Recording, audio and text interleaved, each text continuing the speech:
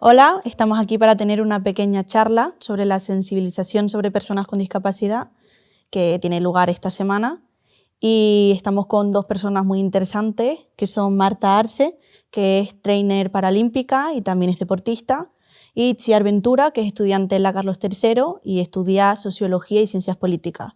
Yo soy Ainhoa, estudio también en la Carlos III y estudio Periodismo y Humanidades. Y bueno, muy importante, las tres tenemos discapacidad. Sí.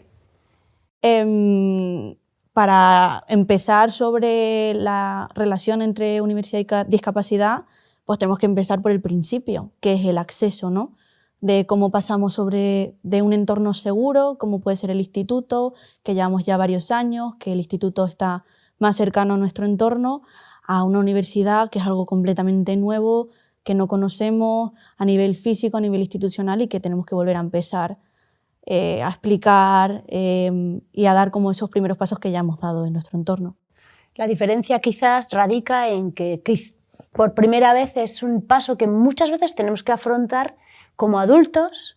Ya hemos tomado esa decisión de emprender ese camino en vías de nuestro desarrollo futuro profesional y ya nos tenemos que manejar solos, porque hasta el instituto siempre hemos tenido a la familia detrás, pero aquí ya tenemos que dar un paso hacia adelante y empezar a desenvolvernos como personas independientes que somos, a pesar de nuestra discapacidad, que va a venir siempre acompañándonos en este viaje, y en poner en valor pues, todo nuestro talento y que destaque por encima de esas pequeñas cosas que a lo mejor nos cuesta más hacer. Y ahí es donde vamos a toparnos pues, con las primeras cosas que vamos a tener que resolver por nosotros mismos, pues, desde la comunicación con los profesores, adaptaciones de material, posibles problemas estructurales que haya en las universidades, pues como puedan ser un montón de escalones o un ascensor que no funciona, y bueno, pues un poquito empezar ese camino, ese rodaje, ya desde la madurez que te da pues, el ser un estudiante universitario. Claro, en este sentido suele haber como una etapa en la que tú estás escogiendo qué quieres estudiar, donde para todas las personas que somos personas con discapacidad entra en juego un papel muy importante, que es averiguar cómo se trata este tipo de problemas, si hay un programa específico dentro de la universidad que da apoyo a las personas que tenemos discapacidad, cómo funciona ese programa, intentar buscar un poco de reseñas, entre comillas, de otras personas que hayan estudiado en esa misma institución, y un poco un trabajo de investigación para intentar hacernos un poco la vida más fácil y asegurarnos que vamos a poder estudiar tranquilamente, aunque evidentemente siempre luego se pueden dar ciertos problemas a pesar de los pesares. Yo me imagino que eso es un trabajo que vosotras dos haríais, porque no sois, ni siquiera sois de la península y habéis escogido venir a estudiar aquí. ¿Será porque habéis buscado esa información? Os habréis puesto en contacto, me imagino yo, con esa oficina de atención al estudiante con discapacidad para saber qué os ibais a encontrar. Claro, nosotras somos de la isla de La Palma, que es una isla no capitalina, muy pequeñita, y entonces cuando se nos planteó la idea de dónde estudiar, evidentemente teníamos que salir de la isla, aunque fuera Tenerife nos teníamos que ir. Entonces, partiendo de aquí, quisimos hacer como una búsqueda de, pues ya que nos tenemos que ir, vamos a ver primero en qué universidad se ofertan aquellas carreras que nos interesan y que tienen un buen plan de estudios. Y a raíz de ahí encontramos la Carlos III y encontramos dentro de su página web el programa de atención a estudiantes de personas con discapacidad y necesidades especiales, y llamamos por teléfono a quien lo dirigía entonces, que es Blanca Leiva, y la verdad que fue súper tranquilizador porque ya sabía lo que le íbamos a decir, no tuvimos que explicarle prácticamente nada, y desde entonces ha sido un gran apoyo y una forma muy sana de sentirnos aquí acogidas y con apoyo y con un fuerte respaldo. Es que pasé de estar sin ningún tipo de accesibilidad en el colegio y en el instituto pues porque también tengo muchos años, ¿no? Y en esas épocas ni se hablaba de accesibilidad, no se hablaba de inclusión, yo no tenía ni una triste lupa prácticamente hasta que me afilié a la ONCE ya bastante mayor. Y el cambio cuando pasé a la universidad, que fue entrar en la Escuela Universitaria de Fisioterapia de la ONCE, pues imagínate, donde ahí no había un departamento para el estudiante con persona de discapacidad, sino que estaba todo volcado en la baja visión, y para mí fue pasar del desastre al paraíso. Claro.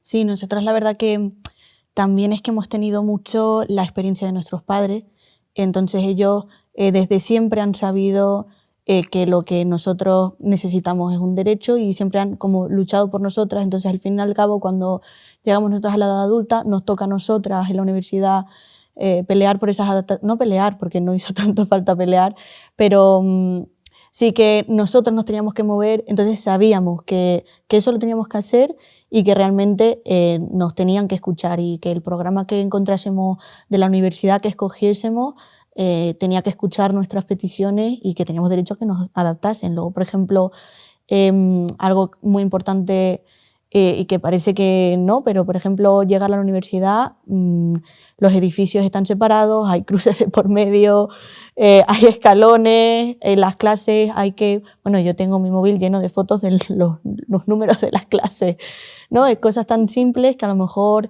tú llegas el primer día de clase y no lo tienes, no lo has pensado y que desde el programa pues se te diga, ¿no? Te podemos acompañar a hacer una ruta si lo necesitas, te llevamos a la primera clase si quieres, y eso es como muy importante porque es algo tan simple como llegar a la universidad y llegar al edificio que te toca.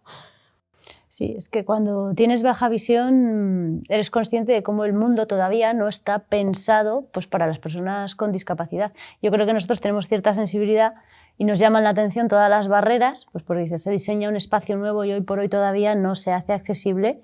En todo caso se adapta después, pero muchas veces no se hace accesible directamente. Y has dicho lucha, y yo creo que sí que hay cierta lucha, porque en ese camino la discapacidad suele ser una condición que se sale de lo convencional o normal, y siempre pues, te va a tocar llevar la iniciativa para tener las cosas que necesitas. Y no es malo eso tampoco, ¿no? ¿Sería ideal que estuviera el mundo ya concebido de manera que las cosas llegaran solas? Pues sí, pero hoy todavía no estamos en ese punto, y yo creo que sí que hay gente con muy buena voluntad para ayudarnos, como tú has dicho, y para echarnos una mano en esos primeros pasos hasta que, bueno, pues en un futuro los carteles sean del tamaño de un...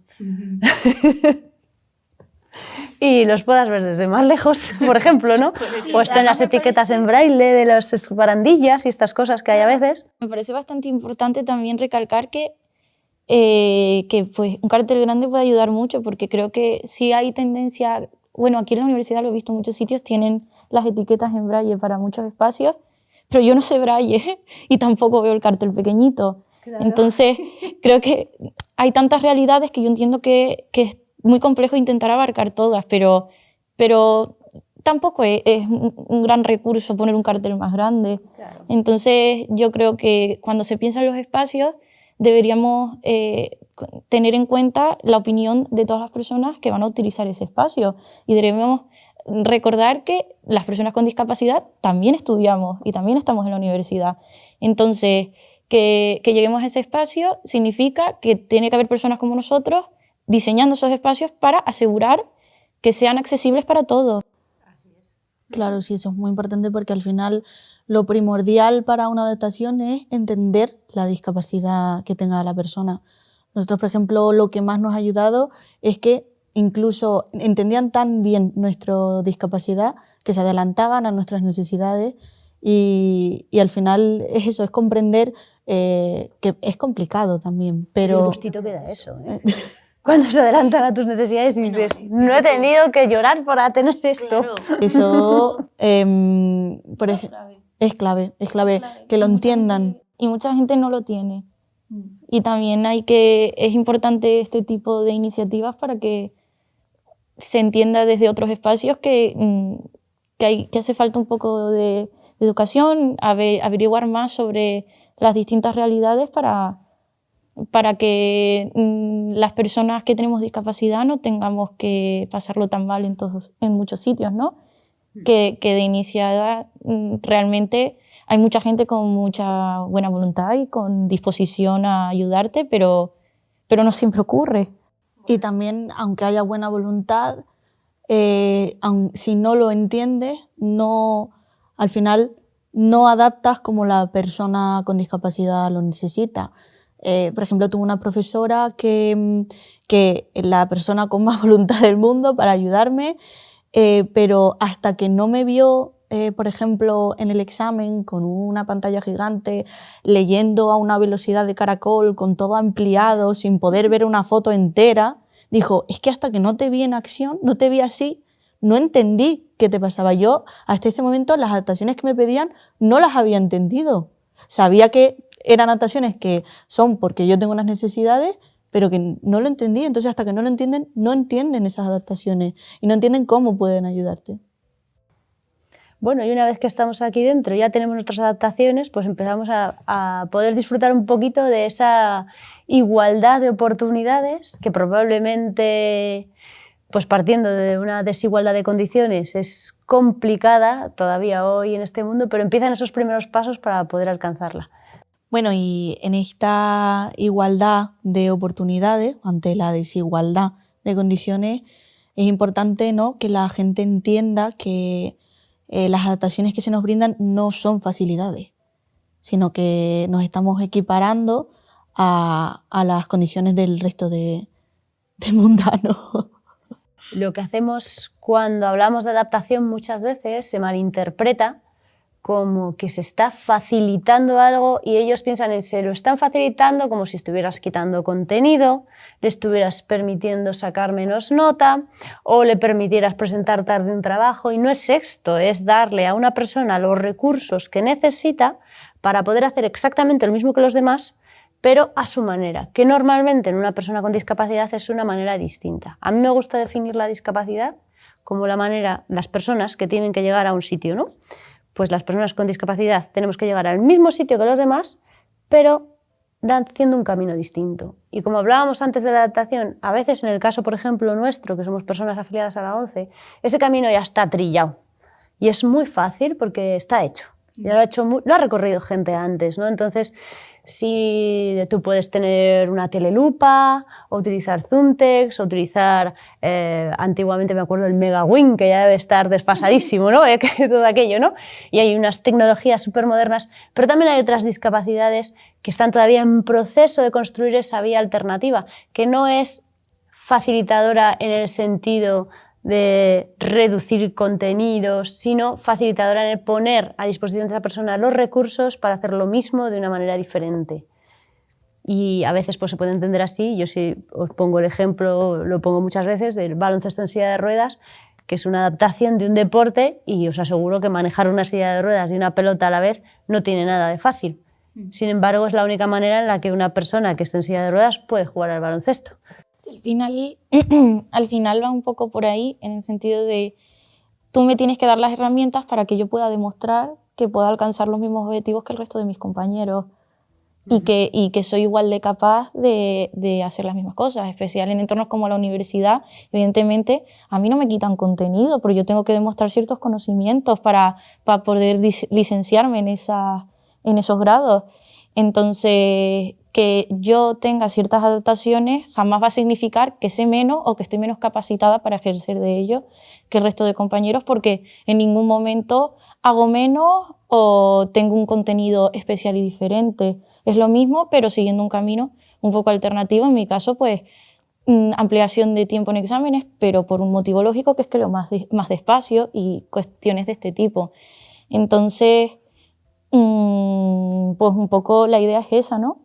Es importante porque las personas que tienen estas creencias las traen desde su colegio, desde su entorno, en el que puede que hayan tenido o no contacto con personas con discapacidad, pero tienden a pensar que la adaptación es facilitadora en este sentido negativo que estamos viendo.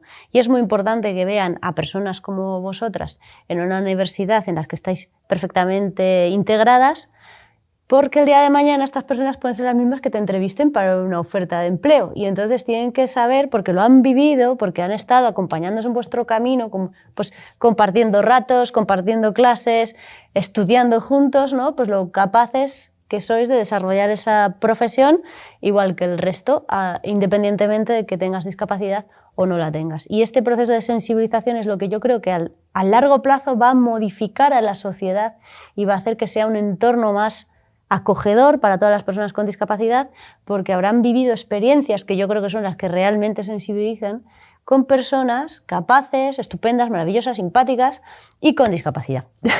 Además, es un beneficio social no solo para nosotros, las personas que tengamos discapacidad, sino también para quienes no la tienen. En el sentido de nadie sabe, aunque no hayas nacido con discapacidad, no sabes si la vas a tener algún día o alguien de tu entorno. Y entenderla va a ser mucho más sencilla tu vida y la de las personas que te rodean. Porque eso nunca sabes qué va a pasar. Eso hace que el día de mañana, si tienes una discapacidad sobrevenida, pues probablemente no lo veas como el fin del mundo, ¿no? Claro, y al final nunca sabes si una persona de tu entorno tiene discapacidad. O sea, al final la sensibilización, por ejemplo, en el entorno universitario, es que no es solo el profesorado, no son solo tus compañeros, es también la persona que te atiende en cafetería, es también la persona que está barriendo la puerta y tú le pisas lo fregado.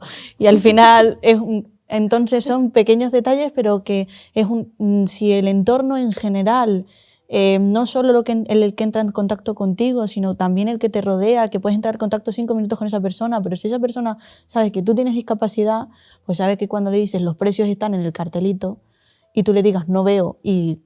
Claro. O dime de qué son los sándwiches y te diga, pues mira lo que está ahí. Y claro. Diga, pues dame Isis, ojalá no lleve queso. Y además a veces es complicado explicarlo porque hablo desde nuestra realidad, porque es verdad que no conozco tanto otras discapacidades, pero a veces es complicado porque la gente tiene muy clara la imagen del ciego total con bastón y el bastón al final es como algo que es un símbolo que da significado y que da comprensión desde fuera. Entonces, a mi padre, que sí usa bastón, depende de bastón, enseguida todo el mundo, aunque no lo haya pedido, que tampoco creo que eso esté bien, aunque no haya pedido ayuda, todo el mundo detrás de él a ver qué necesita. Y sin embargo, nosotras, cuando pedimos ayuda muchas veces, se nos complica porque tienes que explicarles por qué necesitas esa ayuda, ¿no? Bueno, es que incluso nos llevamos a nuestro padre para que nos ayude, aunque nuestro padre no tenga nada que ver con el asunto. Lo llevamos, llévate el bastón y ya está, y nos ayudan a todos perfectamente. Pídenos el bocata tal cual como queremos. Qué fuerte. Es que esto es lo que tiene estar dentro del grupo de lo que llamamos discapacidades invisibles, que hay muchas que son discapacidades invisibles y la nuestra en particular es una de ellas, porque es lo que tú dices, se entiende fenomenal lo del blanco y el negro, pero los grises que generan caos y confusión son tremendamente difíciles. Y vosotras, yo creo que porque tenéis la fortuna de tener padres con discapacidad visual también y habréis probablemente tenido ese respaldo durante la infancia, pero cuando los niños no saben ni leer ni escribir y ven mal, ya quisiera yo saber cómo lo vivieron ellos, ¿no? Que además son de otra generación anterior, hasta que sabes qué puñetas, qué es lo que ves y qué es lo que no ves, cuándo necesitas ayuda y cuándo no necesitas ayuda, ¿no? Y al final eso, pues desde el adulto que pues dice, mira, ya le parece que ve y dentro de 5 minutos está oscuro y ya no ve nada y dices, bueno, ¿y qué? ¿No? ¿Qué confusión es esta? ¿No? Pues eso, si lo tienes que explicar a alguien con la que vas a interactuar 5 minutos, pues te vuelve pues, una relación, un tú a tú a veces un poco difícil. Sí.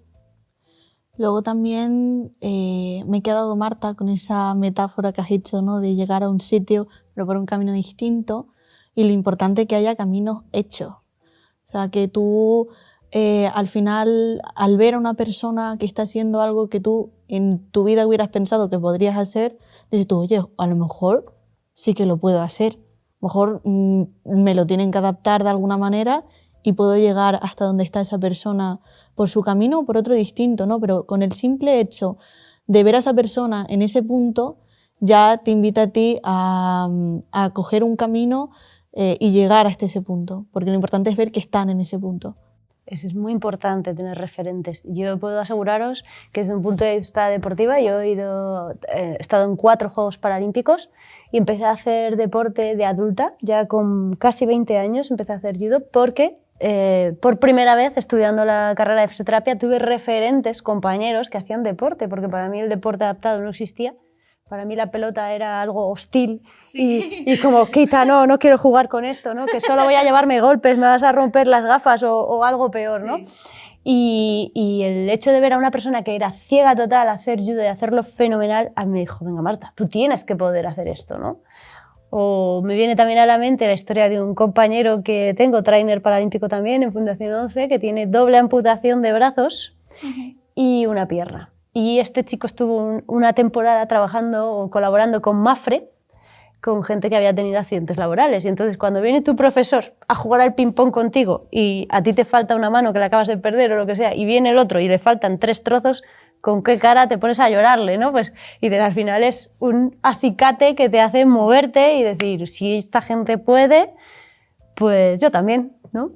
Claro, y los referentes son importantes también porque necesitamos ejemplos, porque realmente si tú ves los datos de inserción laboral, de alcanzar niveles de estudio y demás, no los tengo ahora mismo delante y no te sabría decir cifras exactas, pero es verdad que nuestros datos son peores en comparativa con las personas que no tienen discapacidad. Los datos son lamentables. Yo sí que los conozco y son horribles. Son súper. Y me acuerdo del año pasado una asignatura que es Sociología del Mercado Laboral, cuando llegamos a la clase de discapacidad.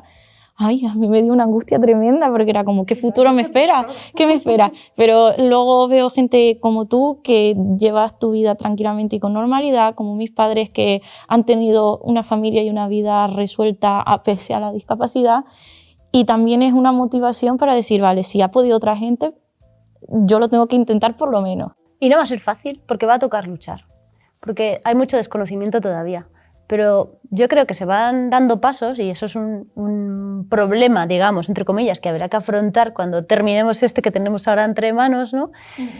Pero es algo que no va a quedar más remedio que afrontar, ¿no? Porque la educación social en su conjunto todavía le queda tanto que avanzar que nos quedan muchos pasos por dar. Y yo creo que hay que ser conscientes de que tenemos esa fuerza. Y que tampoco pasa nada por sentarse un día y tener una entrevista de trabajo que salga fatal, que alguien incluso llegue a ofenderte y tomártelo con cierto humor, porque es que no te queda otro remedio, ¿sabes? Yo, por ejemplo, he hecho entrevistas de trabajo en las que me han dicho, tienes un currículum perfecto, pero es que yo creo que no vas a poder hacer el trabajo. Y digo, muchas gracias. Esta ya sabe más que yo. Y te vas, y además es que dices, ¿para qué me has llamado? Para decirme en la cara que cuánto lo sientes, que este currículum es maravilloso y perfecto, pero que no me vas a contratar porque crees que una persona con baja visión era para un puesto, fíjate, haciendo pilates, diciendo que no lo va a poder hacer. Digo, bueno, pues ya está, ¿para qué vamos a seguir discutiendo, no?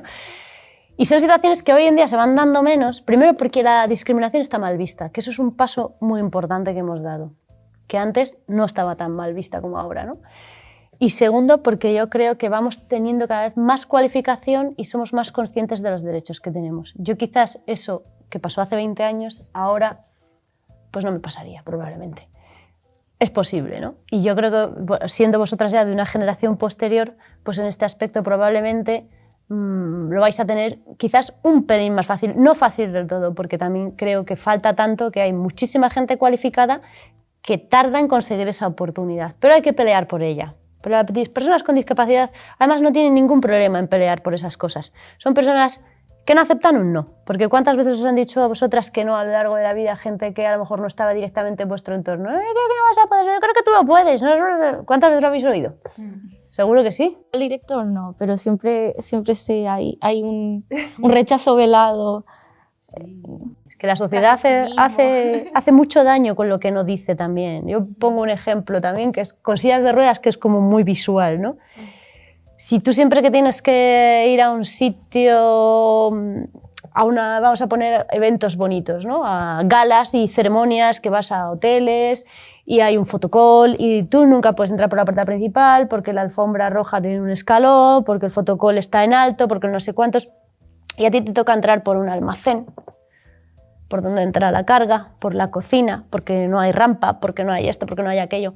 Nadie te está diciendo nada, pero en el fondo todo eso es una lluvia fina que va calando y lo mínimo que hay que hacer es ser conscientes de que existe para que no nos moje tanto, para que no nos cale tanto, ¿no? Y ser conscientes de decir, bueno, es que esto no es un problema que estoy generando yo, es que Porque al final tú tienes que decir, por favor, léeme los cartelitos, dime de qué son los bocadillos, volvemos a la cafetería, y dime cuánto cuestan, y al final parece que estás siempre pidiendo y molestando, y si no te haces fuerte, llega un punto que estás incómodo, ¿no? Y dices, es que yo debo tener algo malo, porque molesto. Entonces, mantener la autoestima alta en una persona con discapacidad pues tiene su trabajo detrás, ¿no? Y hay que estar fuerte, hay que intentar mantenerse fuerte y bueno, pues ser valiente, ¿no? Y seguir luchando y no cansarse. En ese sentido, te estaba escuchando hablar del pedir por favor y demás, y es cierto, tenemos también además a pedir muchas veces perdón por cosas que no tenemos que pedir perdón, o sea, lo necesitaba y punto, ya está. Y creo que también es importante que nosotros mismos hagamos ese trabajo de un poco intentar convencernos de que lo necesitamos y que no es malo, y que recibir ayuda no significa que seas peor o que el resto valga más que tú, sino que ellos necesitarán igual tu ayuda para otra cosa. Yo creo que el tema es que a veces las personas con discapacidad nos cuesta pedir ayuda porque hemos crecido pensando que lo tenemos que hacer todos nosotros solos, porque somos ultra independientes, ultra capaces y ultra autónomos, ¿no? Sí. Y a veces yo creo que incluso pecamos más de intentar no pedir ayuda que el común de los mortales, que pide ayuda pues cuando la necesita, a veces de una forma más fácil, ¿no? Quizás nosotras no exactamente, porque ya hemos nacido con discapacidad y está un poco más metido en nuestro ADN bueno, pues el preguntar por una dirección, por un número, por el semáforo a veces incluso, ¿no? O por el autobús que viene. Pero hay otras personas que, sobre todo si tienen las discapacidades más recientes y están todavía viviendo su proceso de aceptación y adaptándose a su nueva condición, pues para poder volver a rehacer su vida de una manera distinta, que necesitan aprender a volver a pedir ayuda, ¿no? Porque parece que la autonomía por bandera pues nos limita a la hora. Incluso llevando toda la vida. A mí a veces se me complica muchísimo, hay cosas que cuesta pedirlas, sobre todo si estás en un entorno un poco más hostil o donde no conoces a la gente que te rodea, porque no vas acompañado de amigos o familiares, porque si vas con un amigo es facilísimo, dime si el banco está sucio para sentarme, pero si vas sola, a veces te pones en situaciones súper ridículas cuando podrías pedir ayuda y ya está, y resolverlo súper rápido. Yo qué sé, ¿por qué tengo que estar haciendo una foto al autobús para ver el número por ya si acaso? Decides pararlo, ya se ha ido. Ya se ha ido. Como en digital tiembla y a veces no te sale el número. Cuando puedo llegar y perfectamente. Hay un montón de fotos de esas que no salen. Y no sale el número. ¿Y por qué no puedo llegar y simplemente decir, oye, no veo bien, ¿me puedes avisar cuando llegue este número? Pues no, yo sigo haciendo la foto y terminando preguntándole al conductor. Claro, pero porque volvemos a lo mismo, lo que falta es comprensión. Si a ti te ven que has llegado normal hasta la parada de autobús y de repente le dices, oye, ¿me dices el número del autobús porque no veo bien? Y, por ejemplo, a mí me ven con gafas y entonces dicen, bueno, arréglate un poco las gafas, ¿no? Que no... Me lo dicen mucho. ¿Y por qué no te pones gafas? Que yo solo llevo las gafas de sol. Claro. Un proceso un poco que se retroalimenta, ¿no? Al final, nosotros queremos ser independientes porque a veces recibimos respuestas negativas a la ayuda. Entonces, ¿qué viene por qué? Pues supongo que es un proceso al final un poco endógeno, no se sabe exactamente por qué, pero la realidad y la única verdad que hay ahí es que se retroalimentan y que no son una ayuda especialmente. Bueno, y también algo que no es una ayuda es que me ofrezcan ayuda todo el rato sin yo pedirla, que eso es otro tema, ¿no? Que al final cuando conoces a una persona le explicas tu situación, tengo discapacidad visual, ¿no? Y esa persona se lo toma como que tiene que protegerte, ¿no? Y eso al final también resulta discriminatorio, ¿no? Porque es como, no me tienes que proteger. Yo cuando no necesito ayuda, te pido ayuda. Me alegra que en un momento dado te me adelantes porque yo no me doy cuenta y dice, oye, mira, te espero aquí para que me puedas ver. Eso no pasa nada, ¿no? Pero al final te hago esto, te cojo esto, te llevo esto, te digo esto, bueno, puedo hacerlas, déjame, ¿no?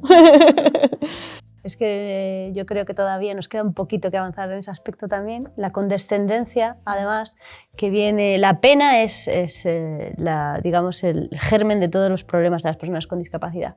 Porque esa condescendencia te coloca en una situación en la que ellos piensan que tú necesitas toda esa ayuda, te están desvalorizando. Y ese tipo de desvalorización luego viene a no considerarte una persona capaz. Y eso nos da problemas en el futuro.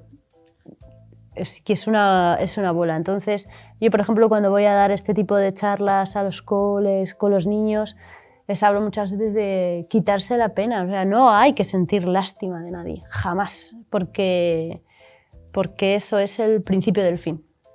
Entonces, las personas con discapacidad llegan a la universidad, si han llegado hasta aquí es porque son personas fuertes y si han conseguido superar la EBAU son la leche, como todos los demás, ni más ni menos. Ya han hecho un proceso de adaptación, ya han llegado hasta aquí, por lo mínimo saben lo que necesitan para poder pedirlo y desenvolverse. ¿Que les va a costar un poquito más, pues, al ser un entorno nuevo? Sí, pero tienen una oficina de atención al alumno con discapacidad que está a su servicio y de la que tienen un sitio al que ir a pedir las cosas, a decir las cosas, a decir, oye, o tengo esta dificultad con algún profesor que a lo mejor le puede costar un poquito más, porque al final, pues la adaptación son más pegas para todo, ¿no? Son cosas que hay que hacer. Y de ahí ya pues es el escalón para llegar al ámbito profesional, ¿no? Que es en lo que desemboca todo este trabajo de estudiar todos los años que los vuestros con esos dobles grados pues son muchos y para luego poder salir adelante profesionalmente, ¿no? Que es luego ya el otro gran vacío que se encuentra cuando sale de aquí. Mi gran miedo ahora. ¿En qué curso estáis ya? Yo en quinto, yo acabo. ¡Oh, madre mía!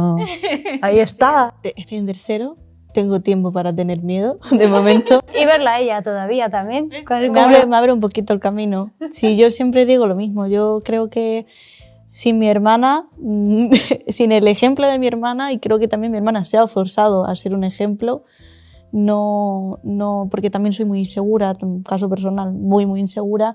Entonces con la discapacidad siempre he sido muy insegura. Entonces hasta que yo no he visto a mi hermana sacarse una carrera, no me veo a mí capaz de sacármela. Creo pues la vida que hemos tenido, el verla a ella siempre se decía, si yo lo hago, ella lo va a hacer. Si yo lo hago, ella se va a ver capaz. Entonces claro, mi hermana se ha esforzado en abrir caminos que yo en mi vida hubiera pensado que se podían abrir. Pero eso es muy bonito, porque tampoco hace falta que todas las personas, madre mía... Nos ponemos sentimentales. Todo el mundo no tiene que ser fuerte, leche. Si es que para eso está la familia y los amigos y los profesores y tantas gentes que hoy en día sí que están dispuestos a echarnos una mano. Y hay mucha gente que a lo mejor al principio no sabe, pero tienen la disposición para aprender. Y eso es tan bonito. Y yo creo que hay que apoyarse un poquito en los demás, aprovechar que pues tenemos entornos como este. Hoy estamos aquí porque esta universidad decide hacer acciones para ponerlo fácil. Eso es tan grande, tan bonito, tan enriquecedor, que eso suma. Y probablemente las personas que van a salir de aquí pues van a estar más preparadas. Bueno, y yo pensar en una persona que va a entrar a la universidad, que vea este vídeo antes de entrar y que sepa que hay un entorno amable, que hay más gente que ha vivido lo mismo que ella, que hay más gente que tampoco veía los carteles al llegar. Los carteles estaréis tomando nota, ¿no? Me quedo muy tranquila. Y los compañeros, que hay compañeros súper dispuestos a estar contigo, a seguir, porque yo qué sé, gente que venimos de sitios pequeños, que hemos estado siempre con las mismas amistades desde casi que primaria, como que ese paso también da un poco de pánico, pero que siempre hay gente, siempre hay gente dispuesta a tratarte como una más. Es que sois unas más. Por eso, pero es que es fuerte a veces tener que resaltarlo, porque es que hay gente que no lo entiende y que no lo hace. Pero... Es cierto. Yo esa frase también la utilizo. He aprovechado para meterme contigo porque sabes que cuando señalas a alguien hay 3 dedos mirando para ti. Sí. Pues ya lo sabes. Así es.